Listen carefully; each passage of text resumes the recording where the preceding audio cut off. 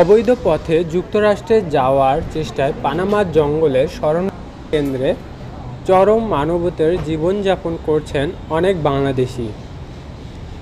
কারো কাছে এই পানামা জঙ্গলটি অনেক ইজি এবং কারো কাছে আবার প্রখর কঠিন। তারপরেও কি আর করার থাকে, এই ভয়ানক জঙ্গলটি অনেক কষ্ট করে পাড়ি দিতে হয়। বিদেশে ভাগ্যান্বেষীদের কাছে অন্যতম গন্তব্য যুক্তরাষ্ট্র। দেশটিতে যত অনুপ্রবেশকারী প্রবেশ করে তার প্রায় শতভাগই মেক্সিকোর সীমান্ত দিয়ে যায়। এ পথে পা বাড়ান অনেক বাংলাদেশিরাও। তবে সবথেকে বেশি প্রবেশ করে বাংলাদেশ, ইন্ডিয়া, পাকিস্তানি, আফ্রিকানরা প্রচুর পরিমাণে এই দেশটিতে প্রবেশ করে। যুক্তরাষ্ট্রে প্রবেশের আগে কয়েকটি দেশ পার হয়ে মেক্সিকোতে পৌঁছান বাংলাদেশিরা। সেখানে পৌঁছাতে কখনো কখনো 10 থেকে 12টি দেশের সীমান্ত পাড়ি দিতে হয়।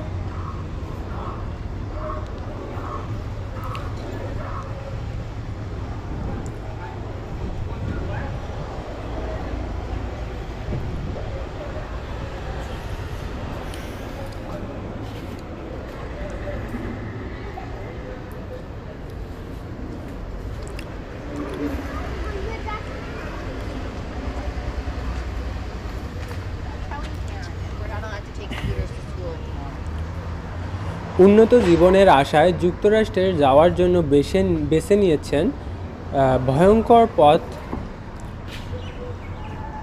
দক্ষিণ আমেরিকার দ্বিতীয় বৃহত্তম এই জঙ্গলে আশ্রয় নেওয়া শরণার্থীদের বেশিরভাগই আফ্রিকার বিভিন্ন দেশের নাগরিক হলেও এখানে ঠাঁই হয়েছে অনেক বাংলাদেশির। এই কাতারে আছে ভারত ও শ্রীলঙ্কার নাগরিকও। মিডিয়ারা প্রথমে আকাশপথে দক্ষিণ আমেরিকার কোনো একটি দেশে নিয়ে যান। এরপর Panama, Costa Rica, Nicaragua, Honduras, Guatemala হয়ে মেক্সিকোতে ঢুকে পড়ে। সেখান থেকে সুযোগ বুঝে সীমানা অতিক্রম করে স্বপ্নের দেশ যুক্তরাষ্ট্রে পৌঁছে দেওয়া হয় তাদের।